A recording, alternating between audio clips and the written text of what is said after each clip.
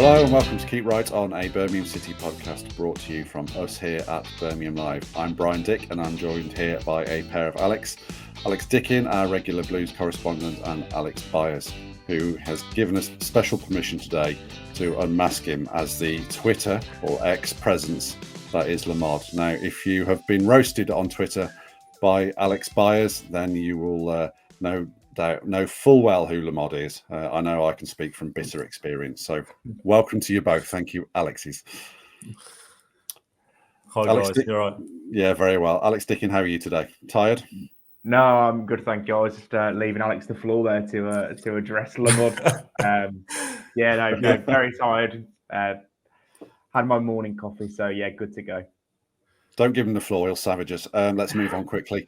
So obviously we're bringing you this podcast after last night's convincing, commanding 2-0 victory over Bolton. Probably as assertive a performance as we've seen from Blues this season. We're going to run through some of the issues that arose from that last night, look ahead to Mansfield and a bit further down the line, and ask, is there anything that can stop Birmingham City? So, Alex Dicken, let's start off with last night. A couple of takeaways, the big impression from you from that 2-0 win. It was commanding, wasn't it?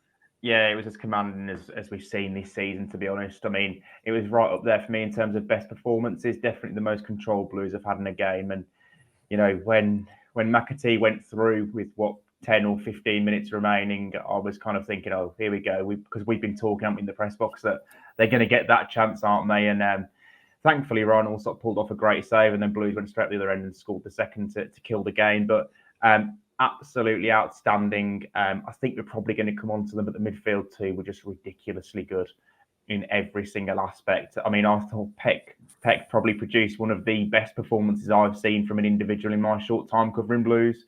And then someone suggested to me after the game that maybe Iwata was man of the match. So it just shows how good the pair of them were. Alex Byers, anything to add to that? No, I agree, yeah. I thought we were outstanding, to be honest. I thought, the first 20 minutes was like the Paik and Iwata show, wasn't it? Yeah. Good to get the first goal for a change. Nice quick start out the blocks. I thought, for the first 70 minutes, it was like a lion fighting a pug, wasn't it? We just seemed to absolutely obliterate them. Bolton seemed to get caught in between two sort of stools. They were almost not pressing us, standing off us, but also playing almost a bit of a high line. And we just seemed to keep picking them off over the top time and time again, especially in the first half. But yeah, really, really pleased. Really positive performance. Another really comfortable win. I thought Huddersfield was a 1-0 hammering.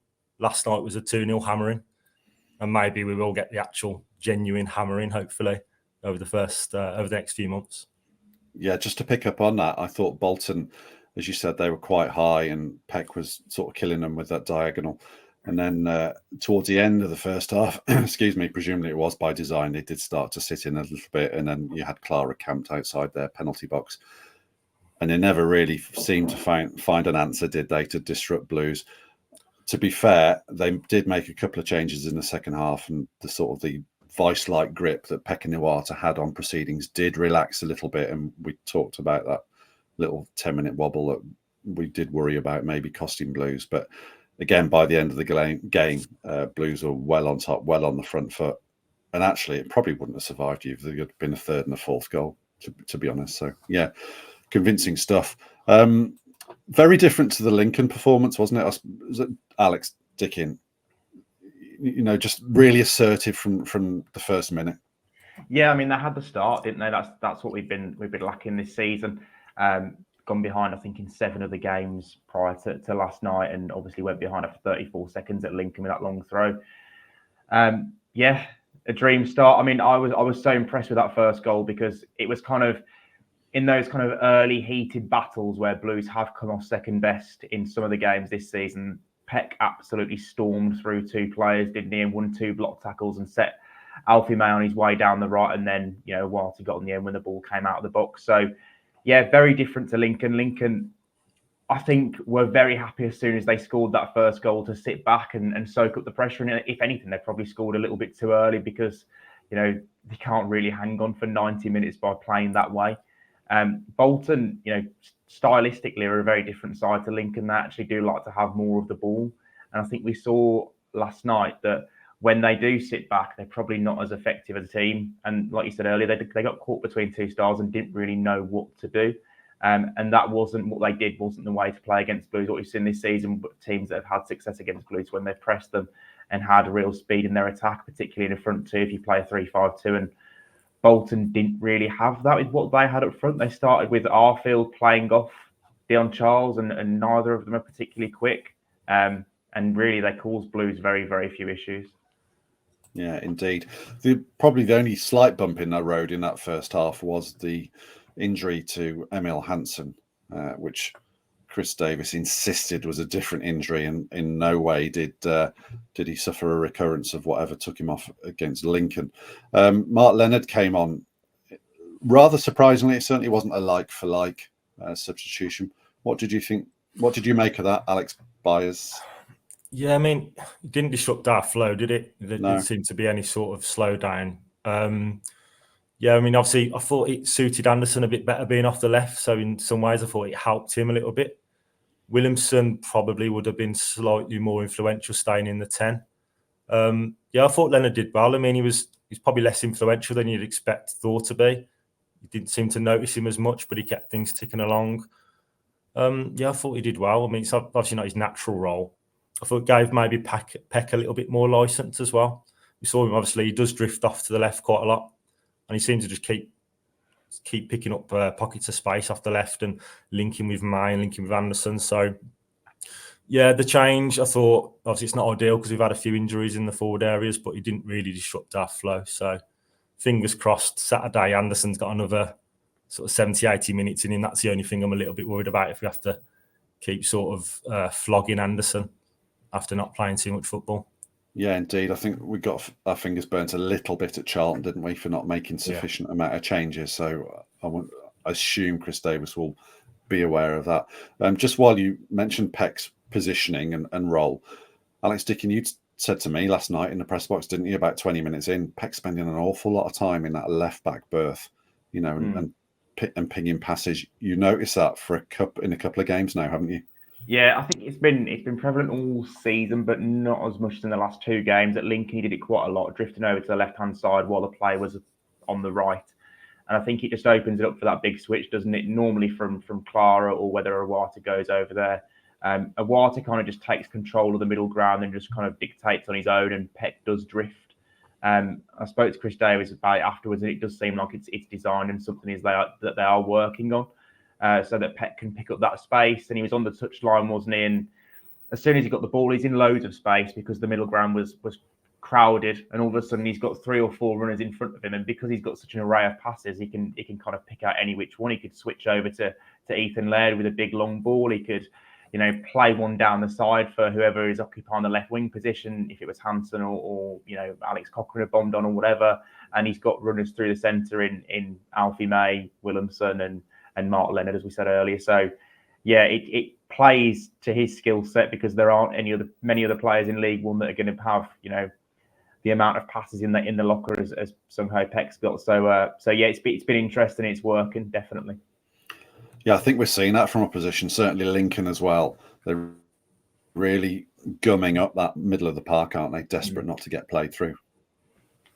Yeah, because, Blues have got the best midfield pair in the league. They've got Mark Leonard sitting on the bench every week. Taylor Gardner Hitman can't get a game midfield. So we haven't really seen anyone successfully stifle that midfield pairing yet. And that's probably because they're so intelligent and, Peck can see it coming and is moving and finding the spaces still. So it's going to be interesting to see, if there is a solution to it and if teams can cotton on to stopping them. Given the quality they've both got, probably not. Alex B, we were talking in the press room last night about Peck and Iwata and sort of just kicking round, who's the most important player to Blues? Which of the two of them is the one that the biggest cog in the machine sort of thing?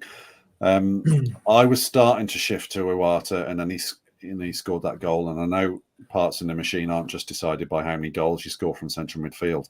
But what's your view of the balance between Peck and Iwata and how important they are and which is the better player? God, picking which one's better is a bit of a hard one. Iwata, Iwata's work's probably more understated, isn't it? He does a lot of that screening work, and I think last night, like, he won so many little niggly challenges around the box, and he breaks up play so well. He necessarily doesn't go storming into challenges, but he intercepts things, he reads things. But then Paik is so influential on the ball, isn't he? So many attacks seem to go for him. He links the defence and the attack. So to answer the question, I still think Paik's probably more integral to the style and to the way we play. But Iwata's had an incredible start. And he's chipping in with goals as well. That's probably the one thing that I'd like to see Paik contribute a bit more to. Is be nice to see him just maybe arriving late and picking up a few goals. But I thought his performance. Sorry, go on. Okay, I'm sorry. Yeah, I thought his performance last night was arguably the best one he's had for Blues so far. Yeah, I mean, you kind of look at him, you think, this is kind of almost a misconception that he's a bit of a tippy tappy midfielder, but he's very robust. He was getting kicked a lot last night. He was getting up. He was shaking off challenges. He was winning the ball back. I think the opening goal, he's stormed through 2 challenges, hasn't he? And fed it to May. He never stops running. He's really industrious as well, to go with the obvious talent. So I think Paik's probably more integral to the team, but I think they're both key cogs. I wouldn't like to see them out of the team at the moment. No, I think in terms of playing those diagonals and giving Blues the sort of the pulling the strings a little bit, I think Paik probably is the one that you'd say, that's the guy we really don't want to get injured. He really probably don't have anything like a similar sort of replacement for any one of Paik's talents at the moment. But yeah, I mean, we put down on the running order that we thought potentially it was Paik's best performance for Blues. Do you feel that as well, Alex? Yeah, definitely. To be fair, I thought he was quite good last season, second half of last season. I think he was one of the better players the team had in the Championship. And I think he started most of the games second half of last season, under a few managers. So that probably tells you what they thought of him as well. He's absolutely integral to the way Blues play now, and the different style of football with more possession based, I think really suits him because he's technically really sound, as you would expect from a player who's come through the Barcelona La Masia system. So he is, an outstanding player. And we spoke before the season started, didn't we, about Paik could be the best League One player ever. Blues could be the best League One team ever. That's a future podcast coming to your eyes and ears. But Paik's ridiculously good at this level, and he has no business being in League One, but he will be here for a season, and let's enjoy him. Yeah, just to add to that, I think I've had a bit of fun with sort of Ethan Sunjic last season on social media, and I'll go on record say I do. Ethan Sunjic's attitude I could never fault, and I thought he always gave his all for Blues, but he was kind of a bit of a bit dog chasing the tennis ball, wasn't he? I think you look at Paik and Iwata, that they are top quality central midfielders. A lot of Sunjic's running seemed to go a little bit wasted. He was almost running for the sake of it, and I think you look at Iwata, he's so mechanical and so clever with his running and his interceptions. I think we're seeing a real sort of uplifting quality in central midfield. And I think that's, whilst Paik was good last season, I think it was much harder for him to shine in the midfield, featuring those sorts of players. I think the style was obviously bringing out the best in him. Different opposition, to be fair. Far be it from me to defend Sunjic, and I've been on air and said it. My thing with Sunjic has always been breaks to play up for both teams. You are right. Iwata is a next level player to me. And I was actually going to come on because I don't think we can just ignore the quality of that finish. We asked Chris Davis last night, didn't we, about is he been surprised by the goals? And he kind of admitted that he is surprised, didn't he, Alex? Yeah, because obviously Blues signed Iwata knowing how good he was at all the things Alex described earlier. He intercepts brilliantly, he screens the back four brilliantly. But his goal record before joining Blues didn't suggest that he'd be a player who'd score 4 in his first 9 games, especially the quality of the goals that he scored as well. Like, they've all been ridiculously good finishes. Last night was an absolute belter, left foot volley from 20 yards. Not many players will do that with their weaker foot. The first two he scored were like precision finishes, edge of the box. The one against Shrewsbury was, absolutely ruthless into the roof of the net. So he seems to be a very good finisher, which, is a massive surprise given that he had scored 12 career goals before he joined Blues. So it's been a massive bonus the way he started in terms of goals. Last night's goal was odd for me because he seemed to prioritise direction over power and cushion the volley, but yet it still flew off his foot, didn't it? And when something like that happens, that's about technique, isn't it? That is a different level of technique. And when we had Michael Horton on to preview the Lincoln game, he came back to me after that game and said, "Oh, Iwata was the one that stood out. He doesn't belong in this level." So yeah. Anything more to add about Iwata, Alex? Yeah, that was the first thing I thought when he scored. Like, that sort of ball coming out, most players would take that with the laces, I reckon, or certainly like a straight leg, sort of a drive. So to hit that with the instep on the volley, I think a lot of players hitting that volley, it's gonna come off their calf or it's gonna come off their studs, and they're not gonna make good contact. So I thought that was an outrageous piece of technique. Yeah, me too. Unbelievable. It's not the sort of goal you see in League One, isn't it? But then again, these aren't the sort of players who should be in League One. Right, we've eulogised about Paik and Iwata enough. Is there a fly in the ointment here? I've put on the running order. Do we need to talk about Alfie May? Had a couple of good opportunities last night. Will have no doubt have been desperate to have taken his chance, in his favoured position with Stansfield on the bench. Alex Dicken, Alfie May.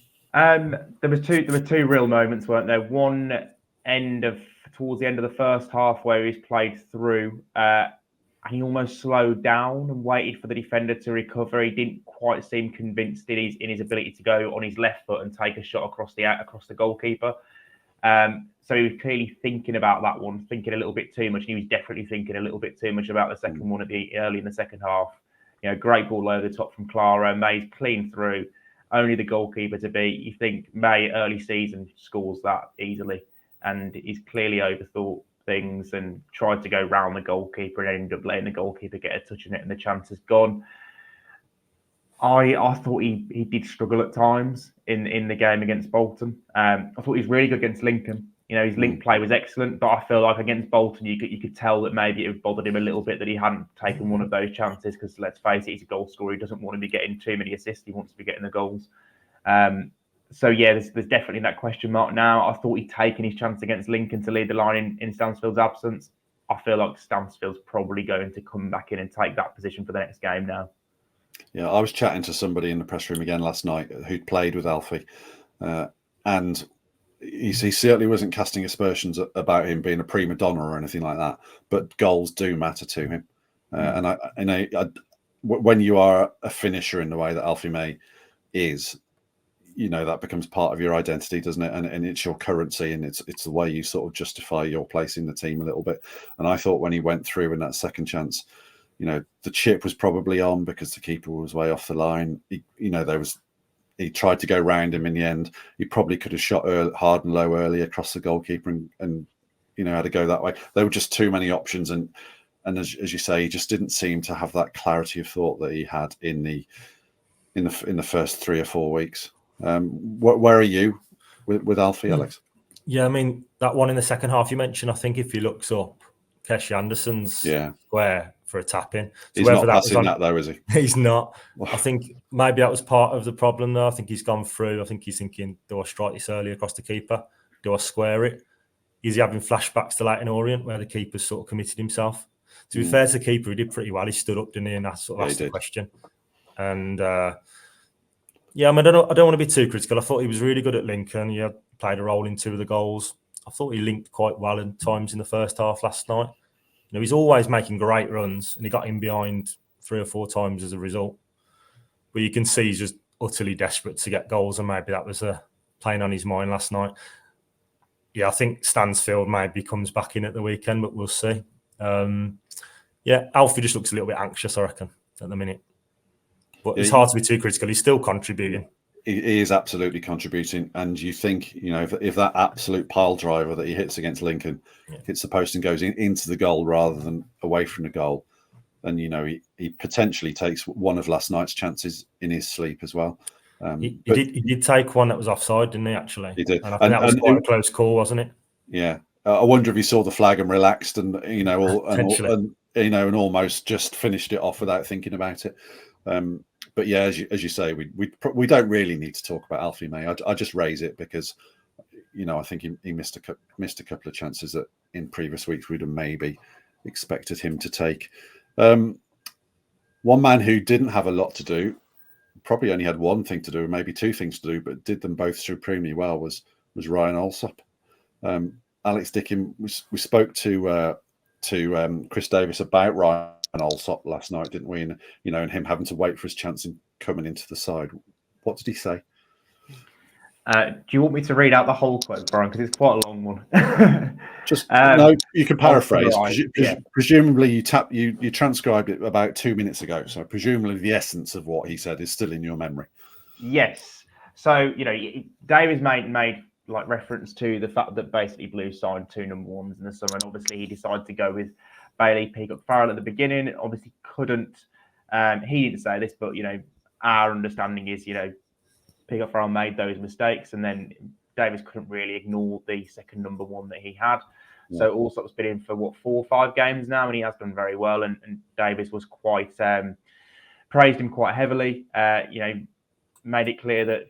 He made it clear a few times, actually, even in the summer when they first signed Allsop, that yes, he's an excellent goalkeeper with his feet, but the bread and butter is what he does with his hands, and that's what Allsop has done exceptionally well in the last 2 games. Don't get me wrong, he was outstanding against Lincoln with his feet and, danced his way around their strike with about 10 seconds to go and could have conceded, if it was any other goalkeeper who wasn't so confident with their feet. But his work with his hands has been excellent. To save a penalty against Lincoln at that moment in the game, when it was 2-1, and Blues, we mentioned Lincoln and the way they play earlier, they could have quite easily shut up shop there and got a point, and all of a sudden Blues have been robbed of 2 points. And against Bolton, the one kind of lapse Blues had all evening, and you're thinking, bloody heck, here we go. And he produces a fantastic save to keep McAtee out. So, you look at top teams like Man City, and Ederson barely does anything in a game because they have so much of the ball and dominate so much. But I suppose it's the measure of a very good goalkeeper that he can retain concentration, and when that moment comes, he makes a save, and Ryan Allsop did that. And so far, after a few goalkeeping issues this season, Allsop has done really well and not really given us much to be worried about. Yeah, indeed. The key pertinent part of that quote was he's got good presence in goal. Yeah. That's right, isn't it, Alex Byers? That's what Allsop brings you. Yeah, I think we spoke before about Peacock Farrell maybe being a little bit timid. 6'4" keeper, but almost plays like a 6-foot goalkeeper. And Allsop, just seems like he just sort of exudes confidence, really. As Alex said, he's been called upon 2 big moments last 2 games, and he's won us points in both of them. So, yeah, I think I feel far more secure and confident, I think, with Allsop in there at the minute. Whether Peacock Farrell forces his way back in, I mean, it's not looking likely unless Allsop goes on a bad run. He's obviously going to get a bit of time as well if he does make any mistakes. So, I think Allsop's very much justified his position and the change that Davies has made. I know Peacock Farrell has had an injury as well. Maybe that made things a bit easier, but I think the change was coming anyway, to be honest. Wouldn't surprise me if Peacock Farrell plays against Fulham next week, though. Yeah, you think he'd take over in the cups now, wouldn't you? He might play 2 games next week. Yeah, potentially he could play against Sutton as well. You're right. Yeah, absolutely. Just bring us the latest on the injuries, Alex, please. So you've mentioned Hansen already. You cleared that one up. We'll get more of an update on that later in the week on the press conference on Friday. Scott Wright, Chris Davis said afterwards, and he's quite ambiguous about the details, but he did say he'll be out for a few weeks, he thinks. And to be fair, when Davis says a few weeks, it does normally mean a few weeks. So Wright's obviously missed the last 2 games now. So that's a bit of a blow, probably more so for him than Blues, because he was just kind of coming into form. He'd done really well off the bench, had that great breakout game at Shrewsbury, and probably would have been in the team at Lincoln, I think, had he been fit. So unfortunate for him. Others, Bielik, you're probably looking to be fair, David's timeline has him back maybe early November. So yeah, it's good to have Laird back as well, because he's done really well, slotted in straight away for a start.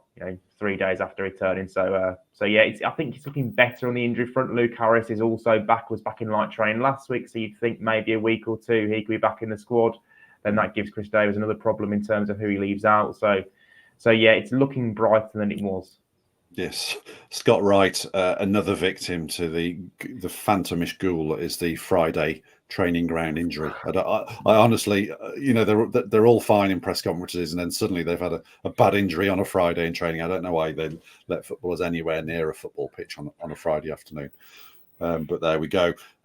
You mentioned Ethan Laird there. Other Alex, what did you make of him last night? He was quite impressive, wasn't he?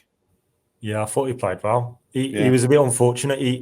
He made sort of lung busting runs in behind 5 or 6 times, and the pass was just a bit too heavy on the wet pitch, wasn't it? I thought it was the right decision to bring him off when they did, because I thought he was starting to tire. I actually thought the team looked like it was starting to tire around the sort of 70th minute mark, which we haven't looked like this season. But yeah, I thought Laird played really well. Didn't look like he'd been out for any sort of prolonged period. So we're back to having 3. Have Blues arguably got the 3 best right backs in the league? That's maybe a debate for another day, but I think we've got 3 really solid options. But Laird gives you that real injection of pace, doesn't he? Which in turn perhaps gives people at 4 a little bit more room. They're almost overcompensating. So yeah, I thought he played really well. Nearly got a goal as well. I mean, I think the social media team would have had absolute field day with that one, wouldn't they? With the slow-mo replays of Ethan Laird's celebration at the Tilton. It was a good save by the keeper. But yeah, I thought he played really well. Yeah, indeed. Yeah, same. I agree, and you're right. His return needs managing. I wonder if they just throw him in for a full 90 at the weekend, or whether they manage that workload a little bit. He probably will start, I would think, which brings us to any changes we'd make to the starting 11 on Saturday. Alex, Dicken? I think TGH might come back in, to be fair, Brian. Do you right back? Yeah, I think so. I don't think Laird will start this one. I think he'll probably get more minutes next week and probably start one of those 2 games and finish. I feel like, you don't normally get a player come out the team who's done nothing wrong and then not take his place back. So I feel like it was quite pointed from Davies and probably just planned. But we'll see. I don't think I wouldn't complain if Laird started, because he's an excellent right back, as we've said. So that's one. At the end of the 3 games in 8 days last time, Blues lost at Charlton, didn't they? So you'd probably suggest or think that Davies might make a change in midfield. As crazy as it sounds, and we've sat here for 30 minutes already waxing lyrical about Iwata and Paik, but Mark Leonard's an excellent player and can play there. So maybe he'll come in. I'm not sure who. I actually thought he might come in for the Bolton game for Paik, because I thought Paik looked slightly jaded against Lincoln in the second half. But how wrong was I? I don't think you can do much up front at the moment. Stansfield comes in probably for May, I would say. And then again, if Hanson's out, Anderson goes to the left, May goes to the 10, Willem goes to the right, and Stansfield plays up front, doesn't he? Surely. Alex, anything else you'd tinker with? No, I agree. I think they'll be a bit careful with Laird. I think with muscle injuries and particularly his record over the last year, I think wouldn't be surprised if he's on the bench and maybe he gets to half an hour this time round. Anderson, a little bit concerned about him starting a 3rd game in a week, whether that's something to look at. But we haven't got an enormous amount of options at the minute, I don't think, in that sort of wide left area. I don't think he necessarily trusts Yokoyama from the start in the league. So, yeah, I think we'll probably see maybe 2 or 3 changes. But generally speaking, he doesn't like to rotate for rotation's sake, does he? So I think he's going to want to keep the momentum going, keep the flow going. I think we might just see a couple of changes just because of fresh legs and worries over injuries. But yeah, I don't see much changing other than Stansfield coming in. Are we miles away from a Yokoyama start? I mean, maybe not this weekend, because Yokoyama will probably start against Fulham, you would have thought. So it probably won't be this weekend. But again, when he comes on, and yes, it's against tiring defences, but against Shrewsbury, he played from the start, and I thought I thought he was really exciting, and I know that maybe people say you can't rely on him defensively in the way that you can rely on Hansen, but arguably he gives more penetration down that side than Hansen does in attack. And if you've got to the ball 67% of the time, why don't you go for that? What I'm just playing devil's advocate a little bit here, really, Alex Dicken. But what would you say about a Yokoyama start? I think it was quite telling that Leonard came on instead of him in that position, because the obvious change to us all was to bring Yokoyama on for Hansen and keep people in their natural positions rather than play Lem as a number 10 and switch Anderson over to the flank and obviously move Willem out wide. So probably just suggests that Chris Davies doesn't think he's ready to play that much football, because that was in the 20th minute. That would have meant he played 70 minutes. So I think he'll be used as a late impact sub for the foreseeable future. Obviously, they're working on his communication with the language barrier side of things as well. So I think we're probably quite a way away from a league start, unless he's absolutely exceptional in one of those cup games that he'll undoubtedly be heavily involved in. Then I think he is a way away, because Blues have got so many options, even with two wingers potentially injured for the Mansfield game. Yeah, indeed. It brings us on to the Mansfield game. On the running order, I've put what stops Birmingham City. We can do that another time, I think. Let's move on to the Mansfield game. They won 2-1 at Wigan last night with a shot count of Mansfield had 4 shots and Wigan had 22. And yet Mansfield did take the points. Nigel Clough said afterwards, that was tough football-wise. They were far superior to us. But the 2 goals we scored and the work rate and endeavour and the desire were there tonight. And then he added, happily, some of the players are absolutely dead on their feet tonight, which is probably good news for Blues, because Mansfield won't have the depth or options that Blues have got, if not in all positions and many positions. Banana skin, Alex Byers, do you think this weekend? Mansfield obviously going very well. Are they 3rd or they're 4th? They are going well, aren't they, in the league?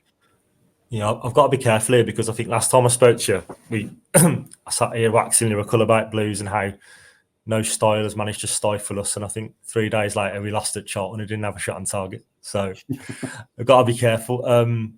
Yeah, I mean, all right, Clough as a manager, actually. I think he's done pretty well everywhere he's been. Yeah, me too.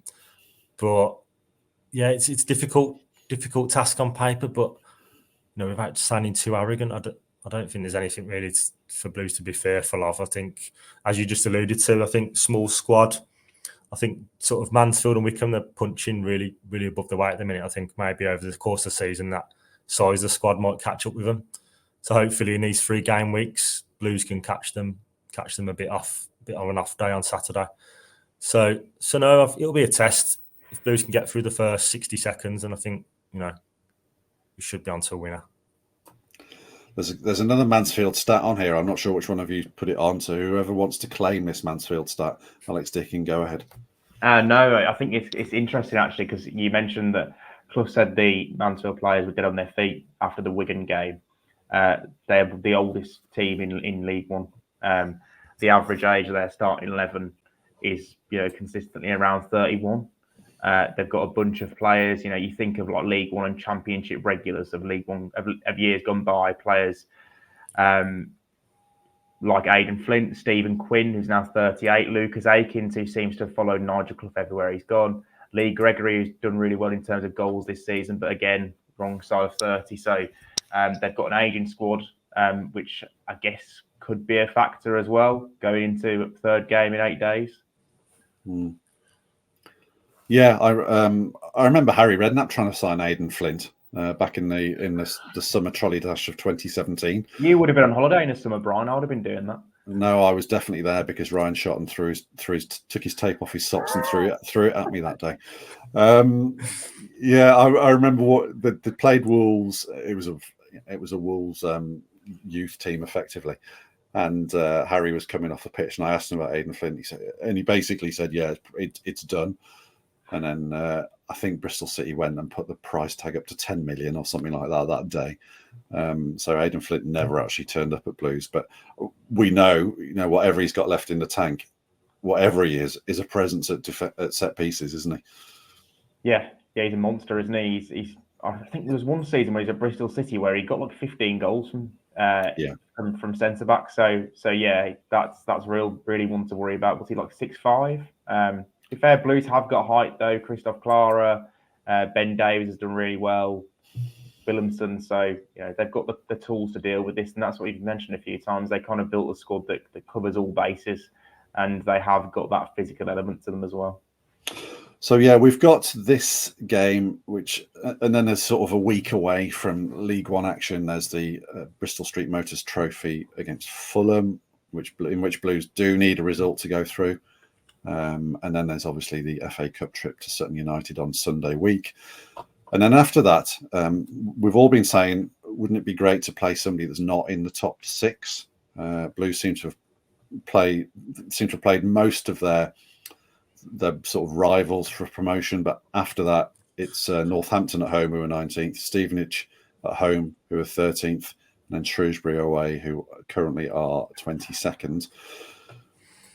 Are we about to get into an easier part of the fixture list, and can you see Blues really taking off now, Alex Byers? Yeah, I mean, that's one thing that's almost been overlooked. I mean, I think Alex did reference it in a piece the other day, but Blues have actually had on paper a really tough start to the season, and yet we've won 9 out of 11.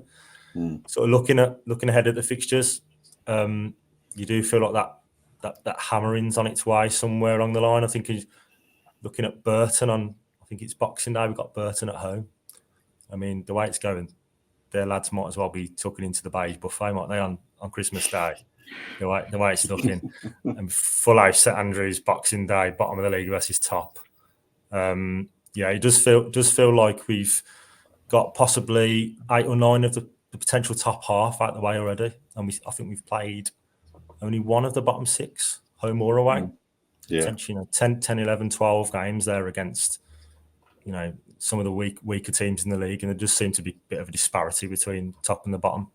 So the signs are all looking good. I mean, if we've played the toughest games already and we've got like a nice run, we could really start to open up a gap. So, I'm greedy. I want to see a big lead appearing coming the new year. That's interesting to see Wrexham drop points last night, albeit at home to Huddersfield, who are another one of the contenders. They've lost Jack Marriott with a broken leg, and yes, they've got Paul Mullin. I think who's the other big striker? Ollie Palmer, is that his name? Ollie Palmer. Yeah, they do have depth, but the other teams Mansfield lost not last night, but at the weekend. The other teams do seem to have a slip in them, and Blues seem to sort of be powering on at the moment. Interestingly, I think, I know, I've just got it up here. Burton have actually just sacked Mark Robinson, so they'll be in a search for it's going to be a different manager when they do come to St Andrews. But Alex, is the foot going to go on the gas sometime soon, do you feel? I think the foot probably is already on the gas. The last 2 home games, Blues could have quite easily scored 5, couldn't they, against Huddersfield and Bolton? So I think we're going to see them smash a team to pieces eventually when they start taking these chances. But I don't want to speak too soon, because we'll turn up against one of these lower teams, so-called lesser teams, and end up getting sucker punched 1-0 or something, and we'll be fuming. So I think it will come, the big 5-0 or whatever. But yeah, just keep doing what they're doing, it will happen. Yeah, indeed. Which brings us to the end. So it's off to Mansfield on Saturday for an early kickoff. And then, as I said, it's the Bristol Street Motors match against Fulham. Thank you both for your time, both Alexes. Whatever you do, folks, if you've been listening and watching, when you do stray onto Twitter, do take care. There are some very savage Twitter accounts out there.